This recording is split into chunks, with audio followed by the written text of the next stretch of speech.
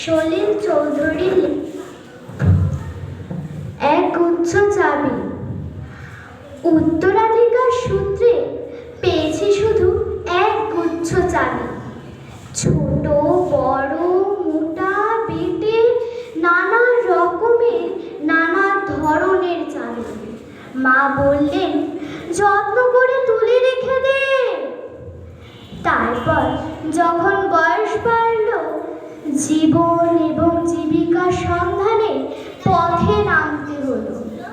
পকেটে সম্বল শুধু সেই এক গুচ্ছ চাবি। ছোট বড় মোটা পেটে নানা রকমের নানা ধরনের চাবি।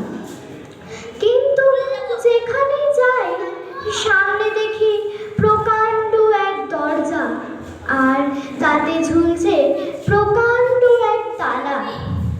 পকেট থেকে চাবির গুচ্ছ বের করি।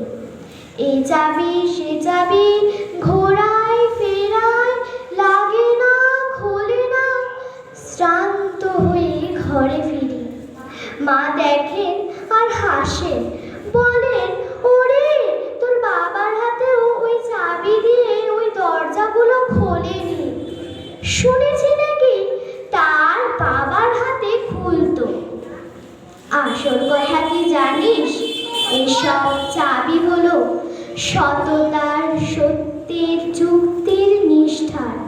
এইসব দরজাগুলো খোলে না। তবুও তুই ফেলে দিস না। তুই যখন চলে যাবি তো সন্তানদের হাতে দিয়ে যাস এসব চাবির গুচ্ছ। হয়তো তাদের হাতে, হয়তো কেন, নিশ্চয়ই তাদের হাতে একদিন ওই সব